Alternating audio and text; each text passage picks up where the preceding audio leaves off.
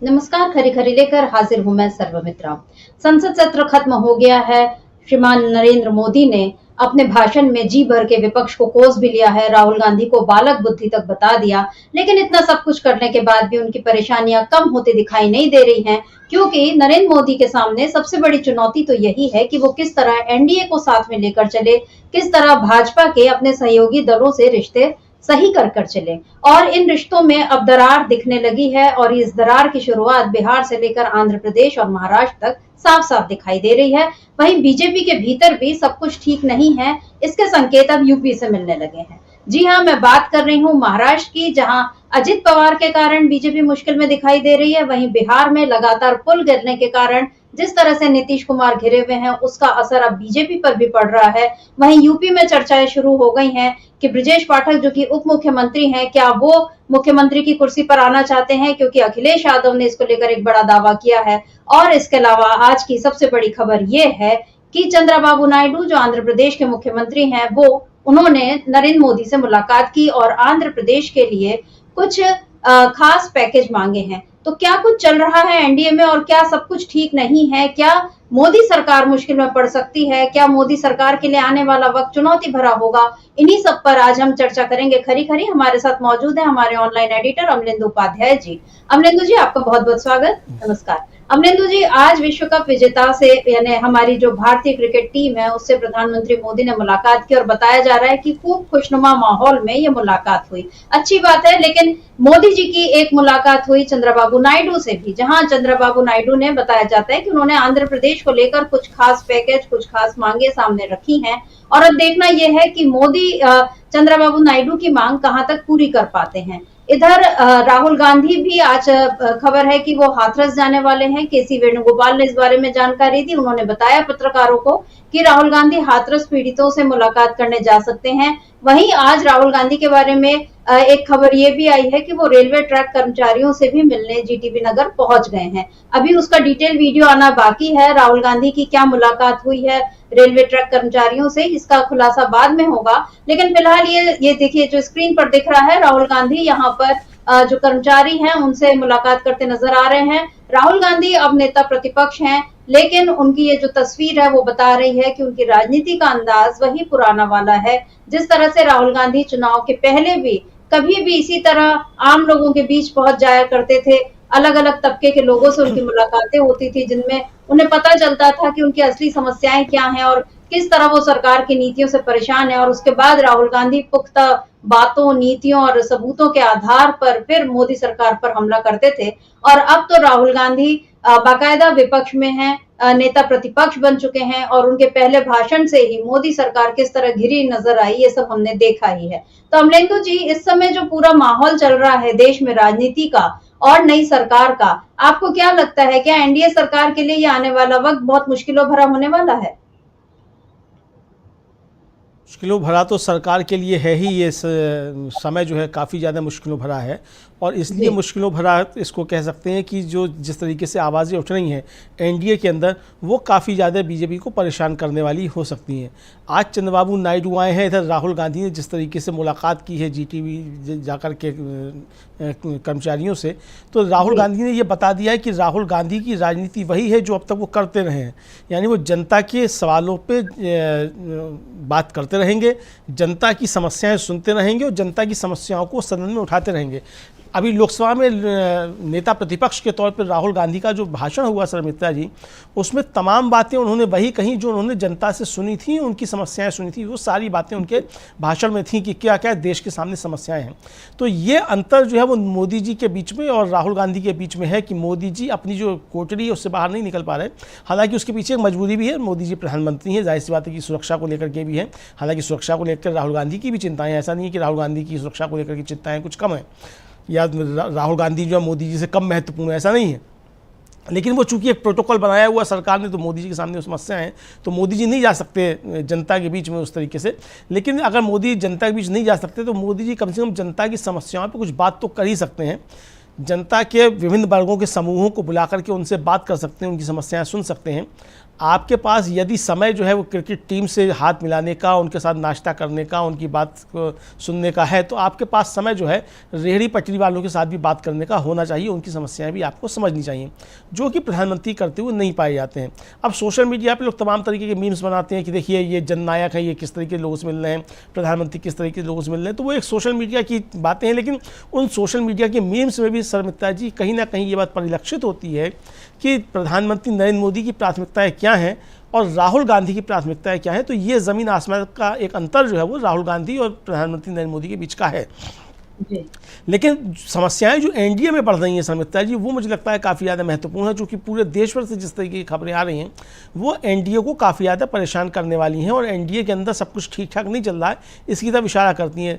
चाहे वो राजस्थान में किरोड़ी लाल मीणा जो है मंत्री थे, उनका इस्तीफ़ा हो, चाहे चंद्रबाबू नायडू आकर के मिलते हो प्रधानमंत्री से, सुनते हैं कि बहुत लंबी चौड़ी वो लिस्ट जो लेकर के आए हैं कि उनको क्या क्या चाहिए, ये हो। बिहार में पुलों को गिरने को लेकर के जिस तरीके की राजनीति हो रही है, विपक्ष जिस तरीके से लगातार हमलावर है, तो वहाँ एनडीए पे सवाल उठ रहे हैं, नीतीश कुमार पे सवाल उठ रहे हैं, बीजेपी के ऊपर सवाल उठ रहे हैं। नितिन गडकरी ट्वीट करके बताते हैं कि ये पुल जो है वो एनएचएआई ने नहीं बनाया है, ये बिहार सरकार का जो मंत्रालय है उसने बनाया है। यानी ये भी खंजन मंजन जो है वो एनडीए के बीच में शुरू हो गया। नितिन गडकरी जिम्मेदारी लेने से बच रहे हैं, बल्कि नीतीश कुमार के ऊपर जिम्मेदारी उसकी डाल रहे हैं कि ये नीतीश कुमार के बनाए हुए पुल हैं, एनएचएआई ने ये पुल नहीं बनाए हैं, मतलब केंद्र ने नहीं बनाए हैं। तो इस तरीके की जो चीज़ें चल रही हैं इधर, जैसे कि आपने बताया कि महाराष्ट्र में भी जो है वो उठापटक शुरू हो गई है। नवाब मलिक किसी बैठक में पहुँच गए एनसीपी की, तो भारतीय जनता पार्टी परेशान है। तो ये सारी चीज़ें जिस तरीके से चल रही हैं, तो ये भारतीय जनता पार्टी को परेशान करने वाली हैं। भारतीय जनता पार्टी के सामने अपना बोया हुआ जो है वो काटने का समय आ रहा है शर्मिष्ठा जी। अब नरेंद्र मोदी कल जब थे वहाँ राज्यसभा में, तब वो जो बातें कर रहे थे कि आप आम आदमी पार्टी क्या करती है और कांग्रेस उसका बचाव करती है, तो नरेंद्र मोदी को ये देखना चाहिए कि भाई आप जो है वो नवाब मलिक के लिए क्या कहते थे, वो नवाब मलिक के साथ आप खड़े हुए हैं, आपके वो सहयोगी हैं नवाब मलिक। इसी तरीके से आप जो है चंद्रबाबू नायडू के लिए क्या कहते थे, अब आप चंद्रबाबू नायडू की शर्तें मान रहे हैं। आप नीतीश कुमार के लिए क्या कहते थे और नीतीश कुमार आपके लिए क्या कहते थे, आप अब एक दूसरे के सहयोगी हैं। तो ये कंट्राडिक्शंस जो है एनडीए के, वो सामने निकल करके शर्मिष्ठा जी अब आ रहे हैं, धीरे धीरे सतह पर आना शुरू हो गए। और जो लोकसभा और राज्यसभा का पहला सत्र चला है शर्मिष्ठा जी, विपक्ष ने उसमें जिस तरीके से अपनी बात रखी है, तो ये एनडीए के लोगों को भी समझ में आ गया है कि नरेंद्र मोदी के बस का नहीं है कि वो इस संयुक्त विपक्ष का सामना कर सकें। तो ऐसे में जो एनडीए के अन्य दल है भारतीय जनता पार्टी को छोड़ करके, उनकी आने वाले दिनों में क्या रणनीति होगी, ये बहुत ज़्यादा देखने के लायक होगा। क्योंकि सदन के अंदर भी जिस समय नरेंद्र मोदी के ऊपर अटैक हो रहे थे विपक्षी तरफ से, एनडीए के बाकी दल जो थे उनके समर्थन में उस तरीके से दिखाई नहीं दिए। भारतीय जनता पार्टी के सांसद भी उस तरीके से उनके समर्थन में नहीं दिखाई दिए, बल्कि जो धीमे से आवाज़ें सुनी गई, ये सुनी गई कि अमित शाह जो है वो शायद ये कहते हुए सुने गए कि उठो, उठ के खड़े हो, मतलब अपने सांसदों से कहते हुए सुने गए। अब वो साफ साफ समझ में नहीं आया। तो अब ये शर्मिष्ठा जी जिस तरीके से लेकर के है, तो इससे भारतीय जनता पार्टी की परेशानियाँ निश्चित तौर पर बढ़नी हैं। जी बिल्कुल, बीजेपी की परेशानियां बढ़ रही हैं, और न केवल गठबंधन सहयोगियों के साथ बल्कि उन जगहों पर भी बढ़ रही हैं जहां पर उसे क्लियर मेजोरिटी है। और मैं बात कर रही हूँ राजस्थान की, जहां किरोड़ी लाल मीणा ने इस्तीफा दे दिया, और वो सरकार में मंत्री हैं, उसके बाद भी उन्होंने इस्तीफा दिया। और अपने इस्तीफे को लेकर उन्होंने एक ट्वीट भी किया है, मतलब उसमें इस्तीफे का जिक्र नहीं किया, लेकिन आज सुबह का उनका एक ट्वीट है। ये ट्वीट हम आपको दिखा देते हैं। ये है किरोड़ी लाल मीणा का ट्वीट, जिसमें उन्होंने लिखा है कि रघुकुल रीति सदा चली आई, प्राण जाई पर वचन न जाई। और नीचे श्री रामचरितमानस, उसका हवाला दे रहे हैं कि उसकी जो चौपाई है तुलसीदास जी ने लिखी है, उसको किरोड़ी लाल मीणा, जो डॉक्टर भी हैं, डॉक्टर किरोड़ी लाल मीणा, राजस्थान के मंत्री, बीजेपी नेता, उन्होंने ये ट्वीट किया है। अमलेंदु जी 5 बार विधायक रहे हैं, 2 बार सांसद रहे हैं, काफी लंबा उनका अनुभव रहा है। और खबर ये है कि उनका इस्तीफा उन्होंने कोई महीने भर पहले ही दे दिया था, यानी चुनावी नतीजे आने के बाद ही उन्होंने इस्तीफा दे दिया था। आज से ठीक 1 महीने पहला, मतलब 4 जून को चुनावी नतीजे आए थे, और आज 4 जुलाई है।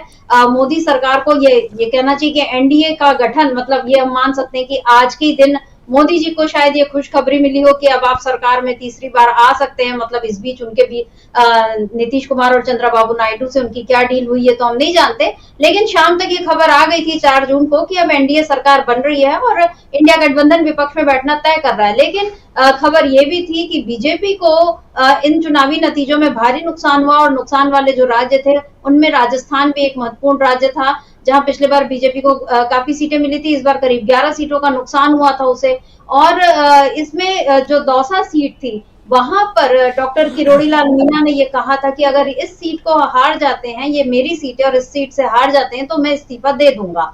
और क्योंकि प्रधानमंत्री मोदी ने उन पर भरोसा जताया था कि वो इस सीट और इसके आसपास का इलाका जो है वो संभाले, लेकिन यहाँ पर बीजेपी को हार मिली, कांग्रेस की जीत हुई। तो बताया जाता है कि अपने वचन को पूरा करने के लिए डॉक्टर मीणा ने इस तरह से इस्तीफा दिया है। लेकिन अमलेंदु जी, क्या केवल कहानी इतनी ही लगती है जो बताई जा रही है? क्योंकि खबर तो ये भी थी कि डॉक्टर भजनलाल, माफ कीजिए, डॉक्टर वो नहीं है, भजनलाल शर्मा जो मुख्यमंत्री हैं राजस्थान के, उनको जो जिस तरह से चिट निकाल कर बना दिया गया था और जैसे मनोहर लाल खट्टर को बना दिया गया था हरियाणा में एक वक्त में, और उसमें सारे लोग भौचक्के रह गए थे और खासकर वसुंधरा राजे और उनका जो सारे समर्थक थे, इन लोगों को विश्वास ही नहीं हो रहा था कि एकदम से किसी अनजाने नाम को मुख्यमंत्री का चेहरा बना दिया जाएगा और सारे बड़े नाम एक और रह गए। और इसी को लेकर राजस्थान बीजेपी में एक लंबे समय से बगावत जो है वो उबल रही है। तो अब क्या उस बगावत का जो असर है वो देखने मिल रहा है अमलेंदु जी?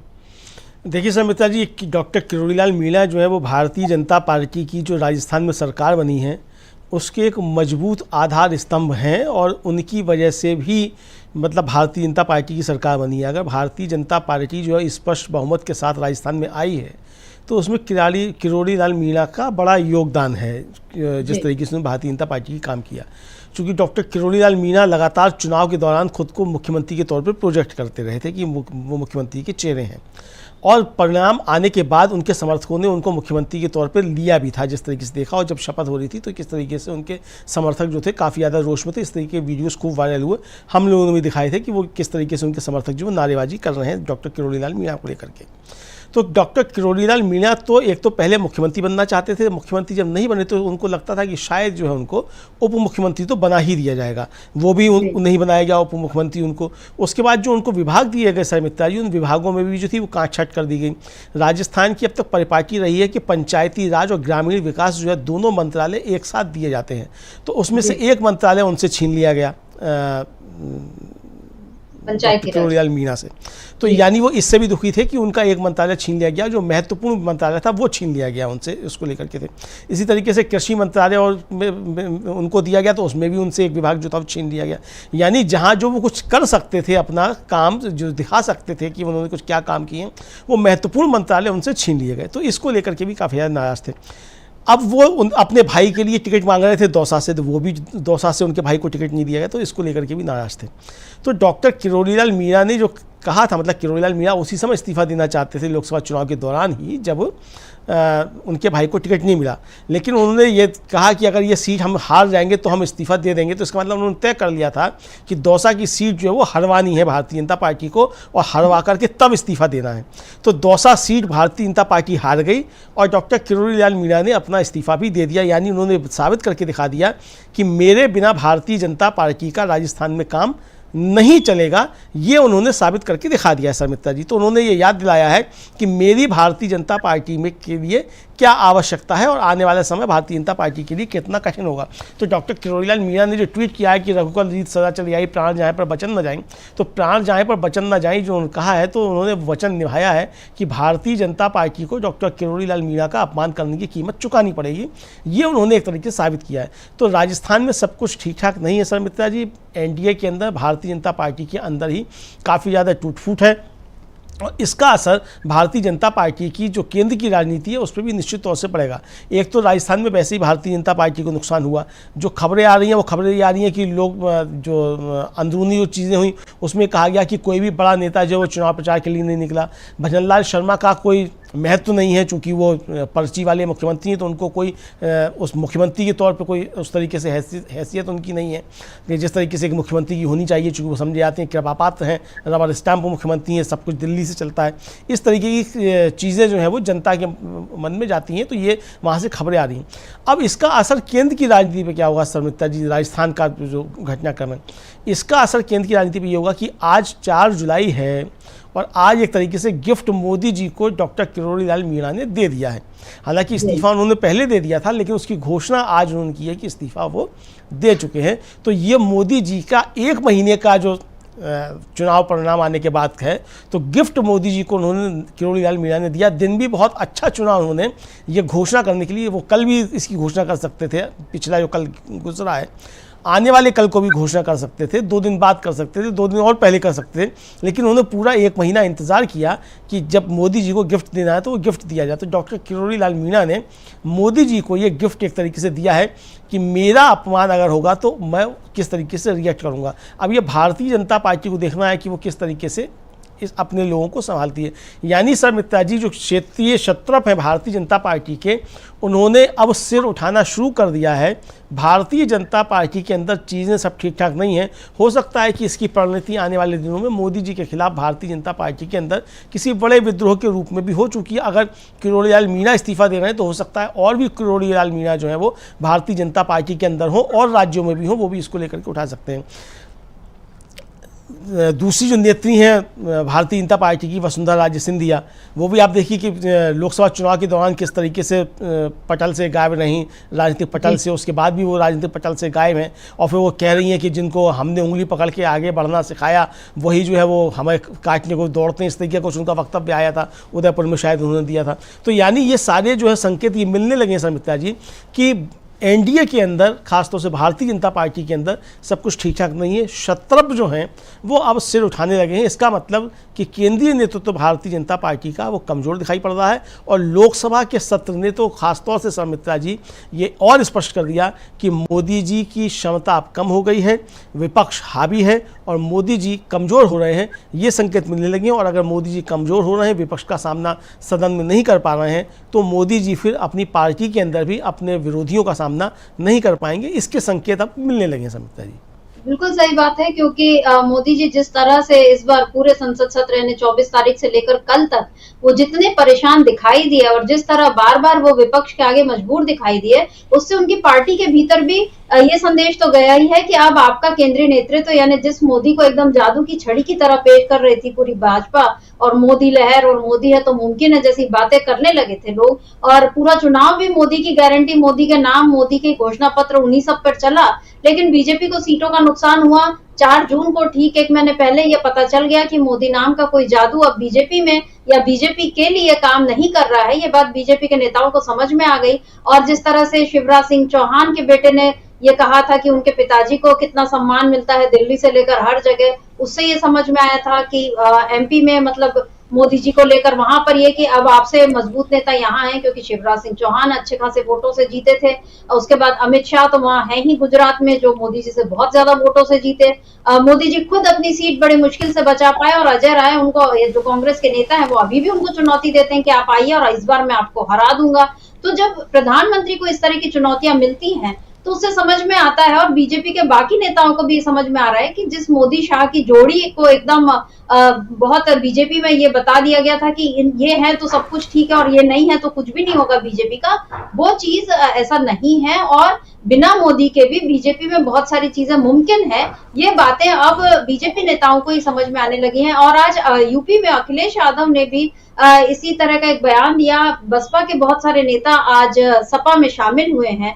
जाहिर है सपा वहां पर मजबूत हो रही है, बीजेपी से तो मजबूत हो ही चुकी है। और वहां पर अखिलेश यादव ने ये कहा कि स्वास्थ्य मंत्री ये चाहते हैं कि वो मुख्यमंत्री बने, यानी यहाँ पर उसके ज्यादा उन्होंने डिटेल में कोई बात नहीं की, लेकिन एक संकेत तो दे दिया कि योगी जी की कुर्सी पर भी खतरा मंडरा रहा है। अरविंद केजरीवाल इस बारे में पहले ही बता चुके हैं। और अगर इस तरह की बातें हो रही हैं तो इसका मतलब है कि अंदर कहीं ना कहीं कोई चिंगारी सुलगी हुई है। यूपी का हाल हमने देख लिया, राजस्थान का हाल हमने देख लिया।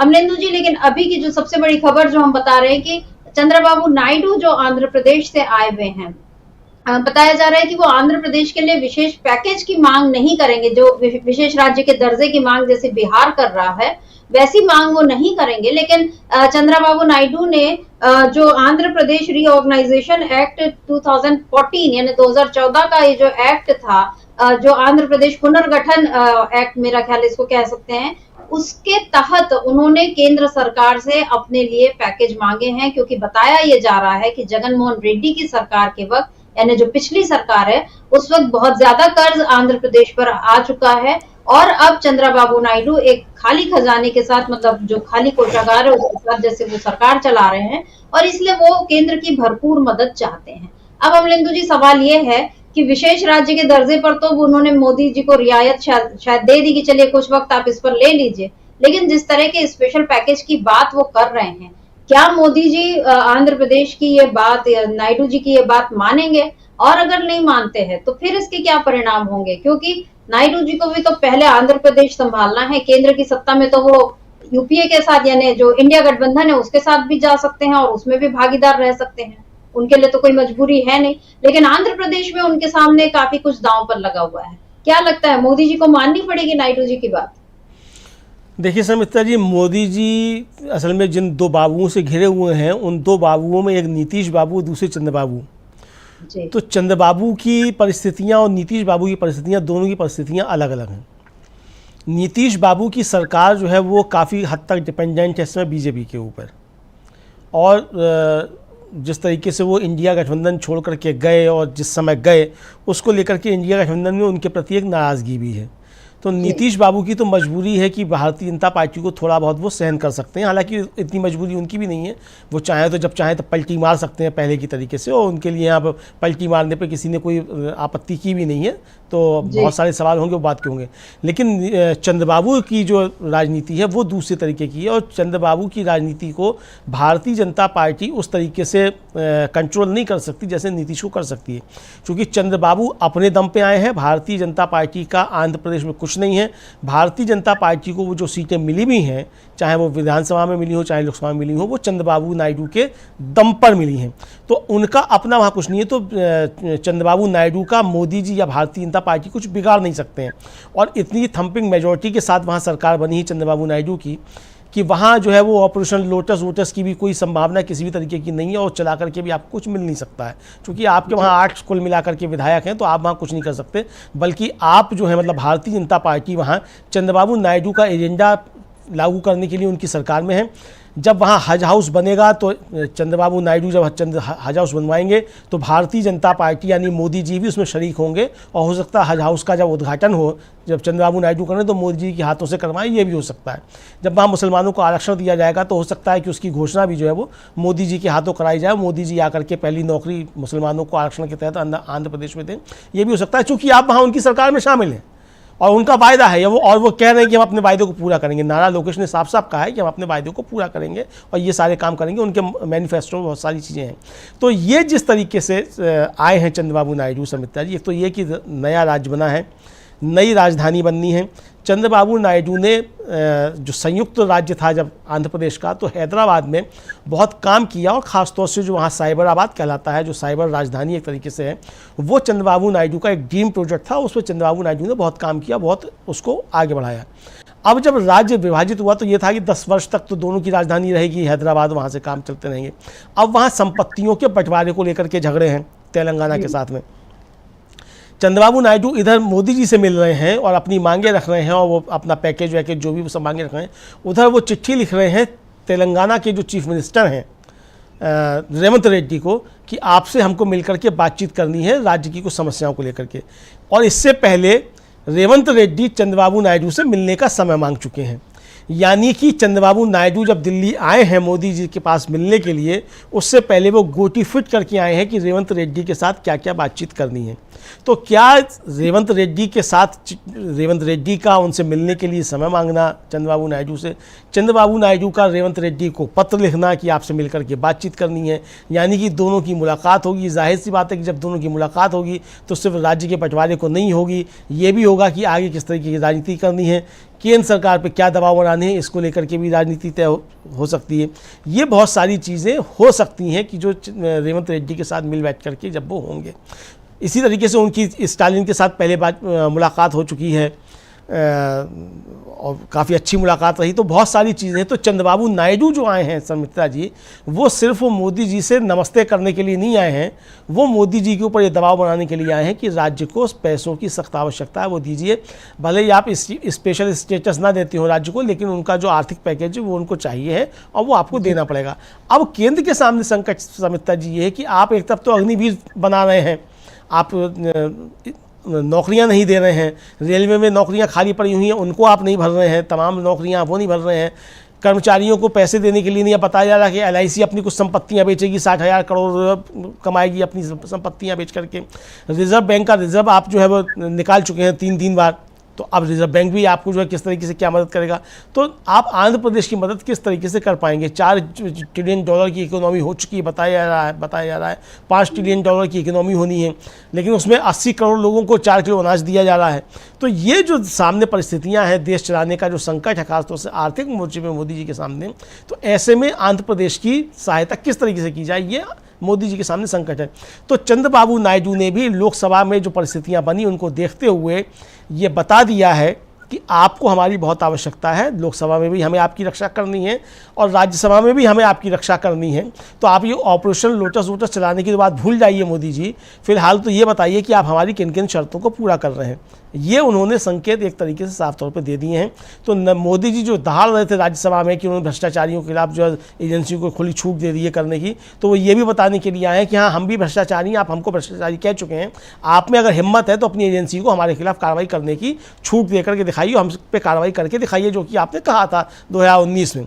तो ये भी एक तरीके से चेतावनी, चुनौती जो है वो चंद्रबाबू नायडू मोदी जी को दे करके गए होंगे, ऐसा समझा जाता है। बाकी अब वो क्या करके गए क्या नहीं करके गए वो जाने, उनके मन की बात जो है अभी तक सामने नहीं आई है, प्रधानमंत्री के भी मन की बात सामने नहीं आई है कि चंद्रबाबू नायडू के साथ क्या क्या बातचीत हुई। लेकिन समझा यही जाता है सुमित्रा जी कि चंद्रबाबू नायडू एक प्रेशर बनाने के लिए मोदी जी के ऊपर और भारतीय जनता पार्टी के ऊपर दिल्ली आए और पूरी अपनी लंबी चौड़ी लिस्ट लेकर के आए कि उनको क्या क्या केंद्र से मदद चाहिए और ये केंद्र को मदद देनी पड़ेगी। तो ये आने वाले दिनों में क्या गुल खिलाती है चंद्रबाबू नायडू की पॉलिटिक्स, ये देखना होगा। कुल मिलाकर के इतना तो कहा जा सकता है सुमित्रा जी कि NDA में सब कुछ ठीक ठाक नहीं है। चंद्रबाबू नायडू अगर नमस्ते करने और मोदी जी की चाय पीने आए होंगे तब भी जो है, अगर वो चल करके आ रहे हैं विजयवाड़ा से या अमरावती से चल करके आ रहे हैं दिल्ली तक, तो ऐसा नहीं है कि सिर्फ चाय पीने के लिए आ रहे हैं, चाहे वो वहाँ भी पी सकते थे।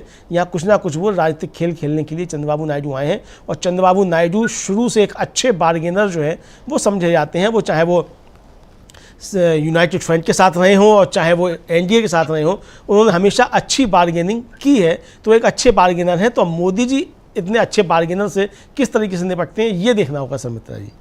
बिल्कुल, मोदी जी के व्यापारिक कौशल का जो हिसाब किताब है वो इस कार्यकाल में शायद बिल्कुल खुलकर सामने आ जाएगा, क्योंकि वैसे देश को तो उनके इस हिसाब किताब का बहुत नुकसान उठाना पड़ा है। 10 सालों में देश की कई सार्वजनिक संपत्तियां जो हैं बिक चुकी हैं, कुछ नया खड़ा नहीं हुआ है जिसको कि अब मोदी जी बेच सकें, और नतीजा ये है कि राजकोष जो है उस पर काफी दबाव बन चुका है। और ऐसे में अगर चंद्रबाबू नायडू अपने लिए विशेष पैकेज की मांग करते हैं, यानी आर्थिक पैकेज की, तो फिर उसके बाद बाकी राज्य भी अपनी अपनी मांगे लेकर आएंगे। बिहार है, चाहे उड़ीसा है, इन सब राज्यों की स्थिति बहुत अच्छी नहीं है और बिहार का हाल हमने देख ही लिया। और अभी चंद्रबाबू नायडू जिस तरह से मुलाकात करने आए मोदी जी से, ये एक प्रेशर पॉलिटिक्स का हिस्सा अगर है अमलेंदु जी, तो पिछले हफ्ते जो JDU की कार्यकारिणी की बैठक हुई दिल्ली में, वो भी उसी का एक हिस्सा था। यानी मोदी जी के ऊपर दबाव बनाने में ना नीतीश कुमार पीछे हट रहे हैं, ना नायडू पीछे हट रहे हैं, ये अब नजर आ रहा है। खबरें चाहे आप तक जो भी पहुंचती रहे, यानी हमारे दर्शकों तक जो भी ये खबरें आती रहे, या जो प्रिंट मीडिया या जो मेन स्ट्रीम मीडिया है, उसमें जो खबरें बहुत अलग तरह से प्रस्तुत की जाती हैं और वहां अभी भी हिंदू मुसलमान चल रहा है, लेकिन असली खबरें जो है वो इसी तरह से बाहर आती हैं। और जब इनका नतीजा सामने आएगा तो देखना होगा कि क्या कुछ निकल कर आता है सामने। इधर हम देख रहे हैं अमलेंदु जी की बिहार में भी हालत जो है वो नीतीश कुमार के लिए अच्छी नहीं है। कल से लेकर आज तक यानी 2 दिनों में ही 5-6 पुलों के गिरने की खबर आ चुकी है, और इसके पहले भी लगातार कई दिनों से ये खबरें आ रही कि आज यहाँ पुल गिरा, कल वहां पुल गिरा। मतलब बिहार में पुलों का गिरना जो है एक मजाक की तरह बन गया, और तेजस्वी यादव ने तो यहाँ तक लिख भी दिया है शायद कि जो पुल जो है वो खुद ही आत्महत्या कर रहे हैं मोदी जी से दुखी होकर, कुछ इस तरह की बात तेजस्वी यादव ने लिखी है। तेजस्वी यादव ने आज एक ट्वीट भी किया है, क्या है वो ट्वीट, देख लेते हैं इसको। यहाँ तेजस्वी यादव लिखते हैं 4 जुलाई यानी आज सुबह बिहार में एक और पुल गिरा, कल 3 जुलाई को ही अकेले 5 पुल गिरे, 18 जून से लेकर अभी तक 12 पुल ध्वस्त हो चुके हैं। प्रधानमंत्री नरेंद्र मोदी और मुख्यमंत्री नीतीश कुमार इन उपलब्धियों पर एकदम खामोश एवं निरुत्तर हैं, सोच रहे हैं कि इस मंगलकारी भ्रष्टाचार को जंगल राज में कैसे परिवर्तित करें। सदैव भ्रष्टाचार, नैतिकता, सुशासन, जंगल राज, गुड गवर्नेंस इत्यादि पर राग अलापा, दूसरों में गुण दोष के खोजकर्ता, कथित उच्च समूह के उच्च कार्यकर्ता, उन्नत कोटि के उत्कृष्ट पत्रकार सह पक्षकार तथा उत्तम विचार के श्रेष्ठ लोग अंतरात्मा का गला घोंट इन सुशासनी कुकृत्यों पर चुप्पी की चादर ओढ़ सदाचारी बन चुके हैं। #बिहार #करप्शन। ये है तेजस्वी यादव का ट्वीट। अमरेंदु जी, काफी तीखा ट्वीट। तेजस्वी यादव वैसे भी अपने इन तीखे तेवरों के लिए जाने जाते हैं, बिल्कुल अपने पिता लालू प्रसाद की तरह। और जो मैं बात कर रही थी कि तेजस्वी यादव ने जो तंज कसा था कि नीतीश कुमार की ईमानदारी से तंग आकर पुल खुद ही आत्महत्या कर रहे हैं, ये उन्होंने एक बड़ा गहरा तंज कसा था, क्योंकि बीते दिनों में सिवान, छपरा, मधुबनी, किशनगंज, मोतिहारी, अररिया, इन तमाम जगहों पे जो पुल है वो ढह गए, और अब उसके लिए भी सफाई सामने आ गई कि कोई पुल अंग्रेजों के जमाने में बना था, कि कोई नदी सूखी थी वहां पर पानी बाद में लाया गया, उसका कोई काम ही नहीं था।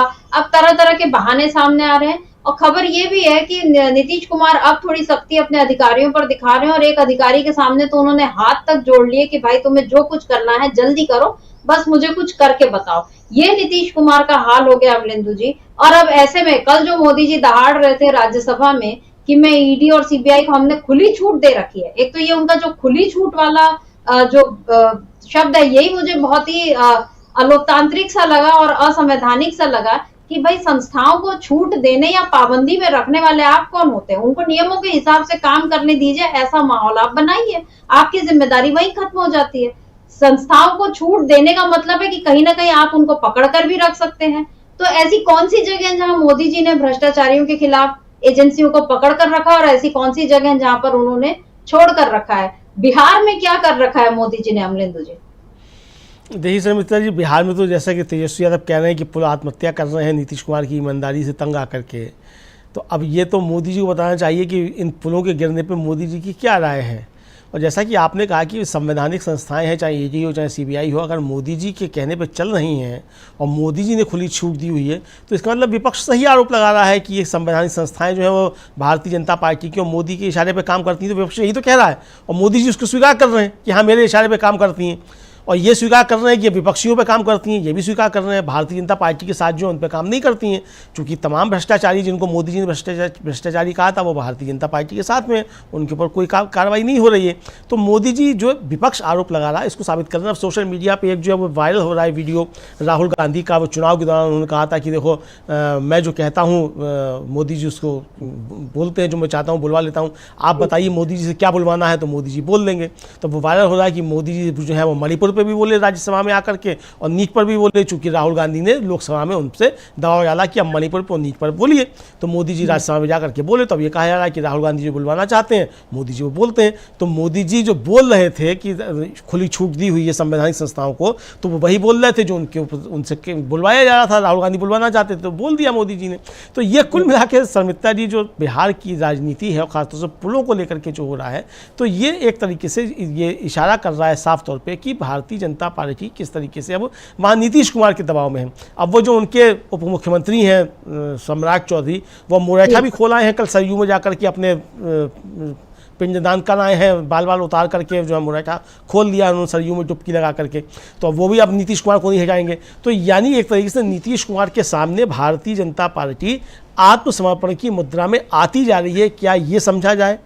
और अगर ऐसा नहीं है तो फिर बताया जाए चाहिए जो अश्विनी चौबे कह रहे हैं क्या वो सही है, क्योंकि केसी त्यागी ने तो कह दिया कि छोटे मोटे नेता हैं अश्विनी चौबे, उनके बात पे कोई नहीं करते, और जो भारतीय जनता पार्टी के बड़े नेता हैं वो सब नीतीश कुमार के साथ में हैं और नीतीश कुमार सर्वमान्य नेता हैं एनडीए के, ये कहना है केसी त्यागी का। और जो उनके प्रवक्ता हैं नीरज कुमार, उनका कहना है कि देश की राजनीति जो है वो नीतीश कुमार के इर्द गिर्द घूमती है। तो यानी भारतीय जनता पार्टी बिहार में नीतीश कुमार के सामने आत्मसमर्पण कर चुकी है। तो क्या मोदी जी भी नीतीश कुमार के सामने आत्मसमर्पण कर चुके हैं? क्या जो जेडीयू की बैठक हुई 29 जून को दिल्ली में, वो मोदी जी के ऊपर दबाव बनाने के लिए थी और मोदी जी उस दबाव में आ गए हैं, तभी नीतीश कुमार के विषय में कुछ नहीं बोल पा रहे हैं, बिहार में गिरते हुए पुलों पे कुछ नहीं बोल पा रहे हैं। और नितिन गडकरी कह रहे हैं कि ये पुल हमने नहीं बनाया था, ये तो बिहार की सरकार ने बनाया था, ये नितिन गडकरी कह रहे हैं। यानी नितिन गडकरी ने पल्ला झाड़ लिया है कि अगर ये भ्रष्टाचार के कारण पुल गिरे हैं तो उसमें केंद्र का कोई योगदान नहीं है, ये बिहार सरकार का भ्रष्टाचार है, इसको कह रहे हैं। तो ये अब जिस तरीके की राजनीति चल रही है बिहार में और नीतीश कुमार और बीजेपी के बीच में, ये उसकी तरफ इशारा करता है। जाहिर सी बात है समिता जी, अगर इस तरह की कुछ चीज़ें हो रही हैं और दोनों दल जो है एक जो गठबंधन है, सहयोगी गठबंधन, सत्तारूढ़ गठबंधन है, अगर उसके तमाम दल एक दूसरे के साथ खड़े होते हुए नज़र नहीं आते हैं और उनके अंदर इस तरीके की बातें चलती रहेंगी तो विपक्ष उसके मजे लेगा और उनके बीच जो कंट्राडिक्शंस हैं उनको उभार करके लेके आएगा। तेजस्वी यादव जो कर रहे हैं वो विपक्ष के नेता के तौर पे वही काम कर रहे हैं कि जो इनके कंट्राडिक्शंस हैं उनको उभार रहे हैं कि भाई इनके अंदर ये अंतर विरोध है और भारतीय जनता पार्टी किस तरीके से नीतीश कुमार के सामने नतमस्तक हो गई है, या नीतीश कुमार किस तरीके से भारतीय जनता पार्टी के सामने घुटने टेक चुके हैं कि आप स्पेशल राज्य की मांग को लेकर के आपने कहा कि हम बात करेंगे, लेकिन आप अभी तक उसको स्पेशल राज्य नहीं ले पाए। पहले भी आप रहे उनके साथ में, तब भी आप नहीं ले पाए। तो ये जिस तरीके से चीज़ें आ रही हैं, ये खास तौर से बिहार में क्या राजनीति चल रही है उसकी तरफ इशारा करते हैं। आपने उत्तर प्रदेश की भी जो शर्मिष्ठा जी बात की थी कि वहाँ अखिलेश यादव ने कहा है कि ब्रजेश पाठक जो मुख्यमंत्री बनना चाहते हैं। इतना ही नहीं है, वहाँ भी जो मोदी और योगी के बीच की झगड़े की खबरें हैं वो आना शुरू हो गई शर्मिष्ठा जी। अब जहाँ वो जो प्रमुख सचिव बनाए गए हैं मनोज कुमार सिंह जो हैं, बताया जाता है कि वो योगी जी के बहुत नज़दीकी हैं, और जो हटाए गए हैं यानी हटे हैं जिनका 1 महीने का कार्यकाल बढ़ा दिया गया था, उनको एक्सटेंशन मिल गया था, मिश्रा जी, वो मोदी जी के बहुत नज़दीकी थे और उनका कार्यकाल पूरा होने पर उनको एक्सटेंशन नहीं मिला। मिश्रा जी को योगी सरकार ने उनके एक्सटेंशन की फाइल नहीं बढ़ाई आगे और मनोज कुमार सिंह को वहाँ मुख्य सचिव बना दिया गया, यानी अपने आदमी को बना दिया। तो अब वहाँ प्रधानमंत्री का कोई व्यक्ति जो प्रमुख सचिव नहीं है। तो ये इस तरीके की चीज़ें आ रही हैं। तो ये जो खबरें आ रही हैं, उत्तर प्रदेश से भी जो खबरें आ रही हैं वो भी सब मतलब भारतीय जनता पार्टी के अंदर भी सब ठीक ठाक नहीं है, इसको लेकर के आ रही हैं। तो मोदी से जो नायडू मिले हैं, बिहार की जिस तरीके की खबरें आ रही हैं, अंतर विरोध आ रहे हैं, उत्तर प्रदेश से जो खबरें आ रही हैं, महाराष्ट्र में जिस तरीके से एनसीपी के साथ भारतीय जनता पार्टी के संबंधों को लेकर खबरें आ रही हैं, और जिस तरीके से किरोड़ी लाल मीणा ने इस्तीफा दिया है और मोदी जी को गिफ्ट दिया है 4 जून के बाद 4 जुलाई का 1 महीना पूरा होने पर, इन सारी चीज़ों से समझा जा सकता है कि एनडीए के अंदर सब कुछ ठीक ठाक नहीं है। भले ही मोदी जी जो है वो दम ठोक रहे हो लोकसभा में और राज्यसभा में खड़े होकर के कि उन्होंने एजेंसियों को खुली छूट दी हुई है, वो उनका दावा अपनी जगह हो सकता है कि उन्होंने एजेंसियों को खुली छूट दी हुई हो, लेकिन सरकार के अंदर और एनडीए के अंदर सब कुछ ठीक ठाक नहीं है। ये तो संकेत शर्मिष्ठा जी साफ तौर पे मिल रहे हैं। जी बिल्कुल, महाराष्ट्र, राजस्थान, यूपी, बिहार, तमाम राज्य, मध्य प्रदेश, सभी को हम ले लें अमलेंदु जी, तो 1 महीने का जो ये जो नतीजा सामने आ रहा है कि 1 महीने में तस्वीर दिखने लग गई है कि मोदी सरकार की अब जड़ें जो हैं वो शायद वो हिलनी अब शुरू हो चुकी हैं।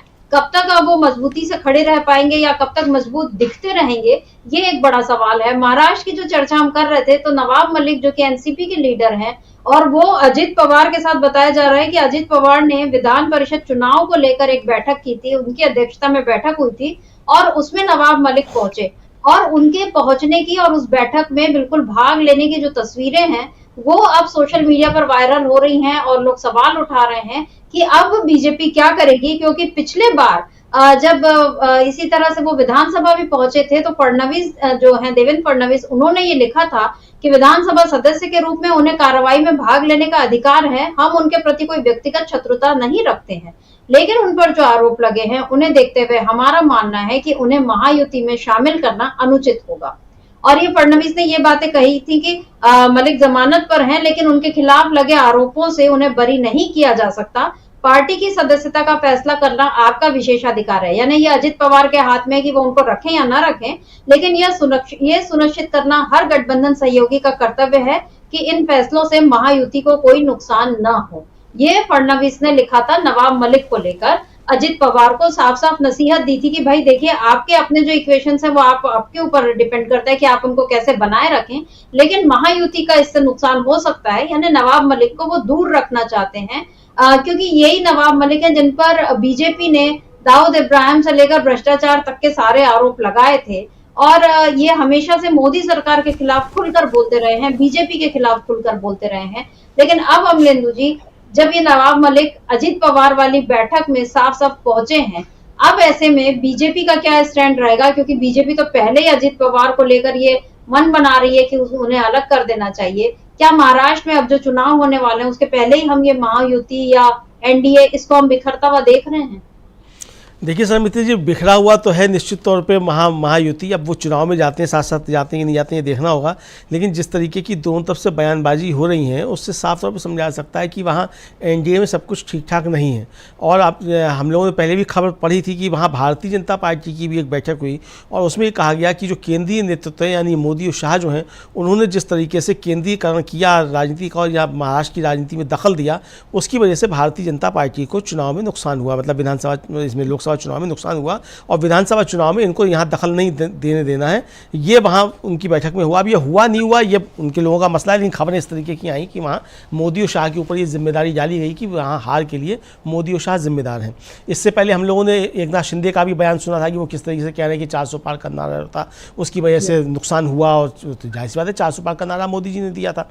उन्होंने कहा, छगन भुजबल का बयान आया था, अजीत पवार का भी इस तरीके का बयान था। तो ये सारे जो चल रहे हैं उसको लेकर के साफ तौर पे कि वहाँ सब ठीक ठाक नहीं चल रहा है।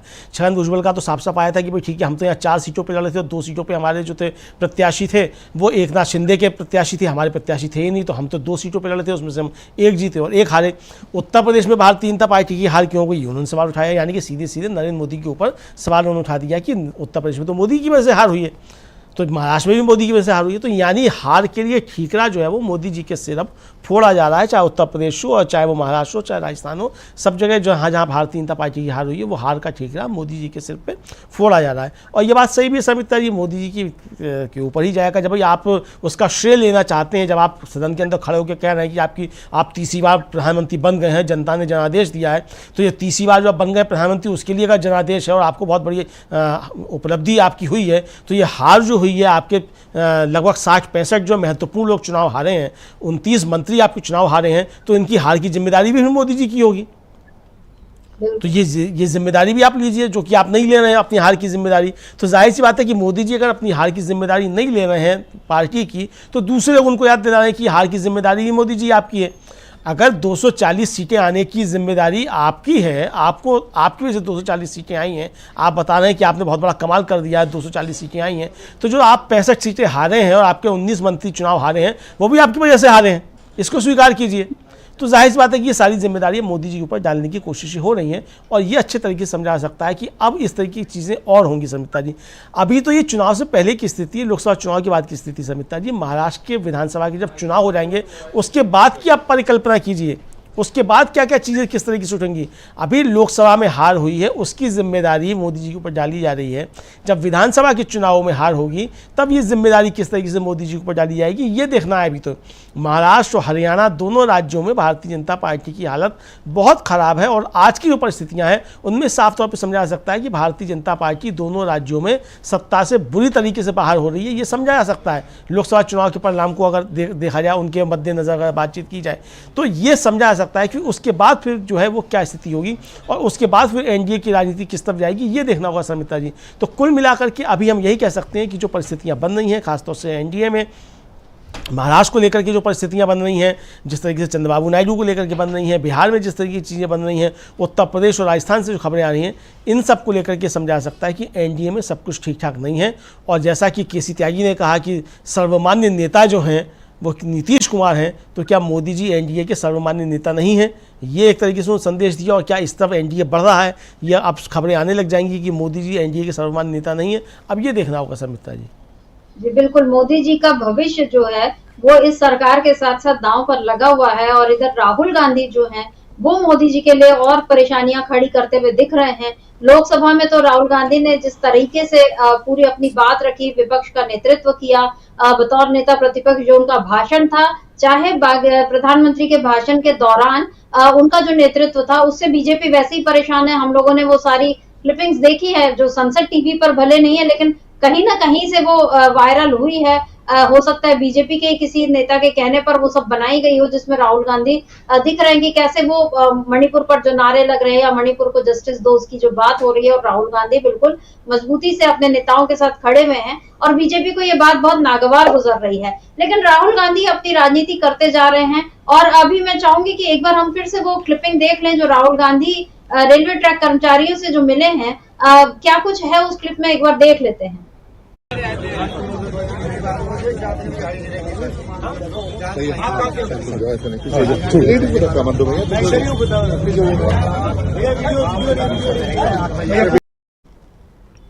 ये असली जननायक जिनको कांग्रेस कहती भी है, और राहुल गांधी बिल्कुल नेता प्रतिपक्ष हैं, लेकिन वो फुटपाथ पर जमीन पर ऐसे बैठे हुए हैं, ये दिख रहा है, और आसपास लोग हैं। बताया जा रहा है कि करीब 1 घंटे तक उन्होंने रेलवे ट्रैक कर्मचारियों से बात की। उस बातचीत का क्या निचोड़ निकला है या किस मसलों पर बात हुई है, कौन कौन सी समस्याएं उनके सामने आई हैं, ये सब कुछ समय में हमारे सामने आ ही जाएगा। लेकिन अमलेंदु जी, राहुल गांधी के घर के बाहर कल जिस तरह से एक तो हंगामा हुआ, उनको बाकी जगहों पर भी, देश के कुछ और जगहों पर भी राहुल गांधी के खिलाफ जो है वो आवाज उठाई जा रही, क्योंकि उन्होंने हिंदू के हिंसक होने को लेकर जो टिप्पणी की थी, मतलब उनका आशय साफ साफ बीजेपी और आरएसएस पर था कि जो खुद को हिंदू का रक्षक बताते हैं, लेकिन वो किस तरह से हिंसावादी लोग हैं। और इधर राहुल गांधी के घर पर जो उनकी सिक्योरिटी बढ़ा दी गई, बाहर बताया जा रहा है कि पुलिस बल भी तैनात हुआ। ये सब जो है, और उसके बाद हम राहुल गांधी की ये तस्वीर देखते हैं जहां वो उनके आसपास जरूर सुरक्षा कर्मी खड़े हैं पीछे, लेकिन राहुल गांधी आम लोगों से घिरे हुए ही बैठे हुए हैं। क्या राहुल गांधी की ऐसी तस्वीरें, उनका ये मुलाकात करने का जो तरीका है लोगों से, अभी तक तो वो सांसद जब थे तो वो ऐसे चले जाते थे लोगों के बीच, अब वो नेता प्रतिपक्ष के तौर पर भी जब जाएंगे, क्या ये मोदी जी के लिए परेशानी खड़ी करेंगी ऐसी तस्वीरें? देखिए संमित्रा जी, ऐसी तस्वीरें मोदी जी के लिए बहुत परेशान करने वाली हैं और ज़्यादा परेशान करेंगी। एक तो संमित्रा जी, राहुल गांधी जो राजनीति कर रहे हैं, जैसे वो फुटपाथ पे बैठे हुए हैं। संमित्रा जी, आपको याद होगा कि जब नगर का कोई नक्शा पास होता था और नगरों में काम होता था तो पहले फुटपाथ होते थे, और फुटपाथ जो थे वो लोगों की रोज़ी रोटी जीविका के भी साधन हुआ करते थे, और जो पदयात्री होते थे उनके चलने के तो फुटपाथ होते ही थे। अब जो स्मार्ट सिटी बताए जा रहे हैं बन रहे हैं, वहाँ से फुटपाथ गायब होते चले जा रहे हैं। और वो फुटपाथ जो गायब होते चले जा रहे हैं, तो यानी फुटपाथ पे जो हाशिए के लोग हैं उनको गायब किया जा रहा है। इसी तरीके से रेलों के अंदर जो जनरल बोगीज़ हैं वो ख़त्म की जा रही हैं या कम की जा रही हैं। तो ये यानी हाशिए के लोगों को और हाशिए पर धकेला जा रहा है, हाशिए से भी बाहर किया जा रहा है। ये इस सरकार की राजनीति का मूल मंत्र जो है वो है। और राहुल गांधी फुटपाथ पे बैठ कर के इसी बात को रेखांकित कर रहे हैं कि भारतीय जनता पार्टी फुटपाथ के लोगों को, हाशिए के लोगों को किस तरीके से राजनीति में भी बाहर कर रही है, किस तरीके से उनकी समस्याओं को जो है बाहर कर रही है, उन पर विचार नहीं करती है। राहुल गांधी ये राजनीति कर रहे हैं। तो फुटपाथ से राहुल गांधी जो संदेश दे रहे हैं शर्मिष्ठा जी, वो यही संदेश दे रहे हैं कि फुटपाथ अब मुखर हो रहा है। फुटपाथ को फुटपाथ पे नहीं ढकेला जा सकता, उसको हाशिए पे नहीं ढकेला जा सकता। फुटपाथ की आवाज़ अब सड़क से लेकर के संसद तक उठेगी। सरकार को मजबूर किया जाएगा कि फुटपाथ की जो आवाज़ें हैं उन पर सरकार ध्यान दे। फुटपाथ की जो समस्याएं हैं, फुटपाथ के लोगों की जो समस्याएं हैं, सरकार उन पर ध्यान दे। जिस तरीके से रेहड़ी जो नई न्याय संहिता लागू हुई और उसकी पहली एफआईआर दिल्ली में जो दर्ज हुई वो एक रेहड़ी वाले के ऊपर दर्ज हुई, और उसको लेकर के कांग्रेस जिस तरीके से हमलावर हुई, उसको लेकर के शर्मिष्ठा जी ये संदेश दिया जा रहा है कि आपकी जो मूल नीति है वो रेहड़ी पटरी वाले जो हैं, फुटपाथ के लोग जो हैं, जो अपनी रोजी रोटी किसी तरीके से चला रहे हैं, उनके खिलाफ, यानी गरीबों के खिलाफ आपकी जो धारणा है, जो आपकी रणनीति है, उस पर आप काम कर रहे हैं। और शर्मिष्ठा जी, कल हम लोगों ने चर्चा की थी कि क्या मोदी जी के मुंह से निकल गया था कि ये सरकार जो गरीबों के खिलाफ काम करेगी, उसको आज कांग्रेस ने उसकी क्लिप काट करके वायरल की है, और उसमें मोदी जी साफ कहते हुए सुने जा रहे हैं कि आने वाले जो साल हैं वो गरीबों के खिलाफ काम करने के होंगे, ये उसमें कहते हुए सुने जा रहे हैं। तो अब वो भले ही धोखे में निकला हो, स्लिप ऑफ टंग हो, वो उनकी जुबान फिसली हो, लेकिन वो मन की बात एक तरीके से वो समझा सकता है, वो निकल करके आ गई किस तरीके से सरकार गरीबों के खिलाफ काम करेगी, ये आने वाले समय में स्पष्ट हो गया शर्मिष्ठा जी। तो भारत जो मोदी सरकार की नीतियां हैं अब उसको एनडीए सरकार कह लिया जाए, जिसमें नीतीश बाबू और चंद्रबाबू नायडू भी उसमें शरीक हैं, तो यानी जो जन विरोधी नीतियां हैं और हाशिए के लोगों के खिलाफ जो नीतियां इस सरकार की हैं वो किस तरीके से आएंगी, इसको लेकर के राहुल गांधी रेखांकित कर रहे हैं और ये बता रहे हैं कि सरकार की जो नीतियां हैं हाशिए के लोगों के खिलाफ, फुटपाथ के लोगों के खिलाफ, उन पर हम सरकार को झुकाएंगे और संसद में अब ये आवाज़ें उठेंगी। शर्मिष्ठा जी, तो फुटपाथ से लेकर के सड़क तक और सड़क से लेकर के संसद तक हाशिए के लोगों की आवाज़ उठेगी, राहुल गांधी उस आवाज़ को उठाएंगे, ये संकेत देने का काम राहुल गांधी ने किया है। शर्मिष्ठा जी, बिल्कुल, राहुल गांधी लगातार यही कर भी रहे हैं। जब संसद में उनका माइक बंद हुआ था एक बार, तो फिर उन्होंने ये भी पूछा था कि मेरा माइक बंद होता है, और ओम बिरला इस पर भड़क गए थे। लेकिन फिर राहुल गांधी ने ये कहा था, जब पहले दिन उन्होंने स्पीकर को बधाई दी थी तब भी उन्होंने ये कहा था कि ये जो है ये मतलब हम विपक्ष में हैं, लेकिन ये जनता की आवाज है और हम उम्मीद करते हैं कि जनता की आवाज को यहाँ सुना जाएगा और उसका सम्मान किया जाएगा, ये राहुल गांधी ने कहा था। और आज राहुल गांधी संसद से उठकर सड़क पर इस तरह जिस तरह से आए हैं, बैठे हैं, यहाँ वो ये बता रहे हैं कि संसद और सड़क के बीच में कोई बहुत ज्यादा फर्क नहीं है, वहां भी जनता की आवाज ही उठनी है। राहुल गांधी और उनके साथ के तमाम सांसद जो हैं वो जनता की आवाज उठाने के लिए संसद में हैं, और यहाँ पर वो जनता के बीच आकर ये बता रहे हैं कि यहाँ वो अपनी भूमिका का निर्वाह कितने ईमानदारी से करने जा रहे हैं। ये संकेत राहुल गांधी ने दे दिया है, यानी मोदी जी के सामने एक बड़ी चुनौती फिर से पेश कर दी है कि आइए, अगर आप ये कहते हैं कि मैं नेता प्रतिपक्ष का सम्मान करता हूं और उनकी बातों को ध्यान से सुनता हूं, ये मुझे लोकतंत्र ने सिखाया है, तो फिर आइए और इस बात को भी सुनिए। अब देखना होगा कि नरेंद्र मोदी राहुल गांधी की बात सुन पाते हैं, चंद्रबाबू नायडू की बात वो सुनते हैं, मानते हैं, नीतीश कुमार मोदी जी की बात सुनते हैं, या मोदी जी को नीतीश कुमार की बात माननी पड़ती है। कुल मिलाकर बहुत सारे दबाव है मोदी जी के ऊपर, और ऐसा लग रहा है कि एनडीए में सब कुछ ठीक नहीं है। महाराष्ट्र, बिहार, राजस्थान, उत्तर प्रदेश, सब जगह का हाल हमने देख लिया। झारखंड में भी अब हेमंत सोरेन वापस मुख्यमंत्री बन चुके हैं और चंपई सोरेन का इस्तीफा हो गया है, यानी एक बार फिर झारखंड में झारखंड मुक्ति मोर्चा की सरकार जो है और इंडिया गठबंधन की सरकार, जिसको बोलना चाहिए, कांग्रेस के साथ मिलकर है, वो लोग एक बार फिर से चुनाव के पहले मजबूती से खड़े होकर दिखने के लिए तैयार हो गए हैं। इंडिया गठबंधन इस समय काफी मजबूत दिखाई दे रहा है। संसद में विपक्ष कितना मजबूत है ये भी हमने देख ही लिया, और इधर मोदी जी के सामने लगातार नई नई चुनौतियां पेश हो रही हैं। देखना होगा कि मोदी जी इन चुनौतियों से कैसे पार पाते हैं। तो अमरिंदु जी, आज की इस चर्चा को हम यहीं रोकते हैं। आपका बहुत बहुत शुक्रिया। शुक्रिया आप तमाम दर्शकों का भी जो आज हमारे साथ इस चर्चा में जुड़े, और आप बने रहे डीबी लाइव के साथ। आगे भी आप जुड़े रहिए और बने रहिए डीबी लाइव के साथ, देखते रहिए हमारे प्रोग्राम। नमस्कार।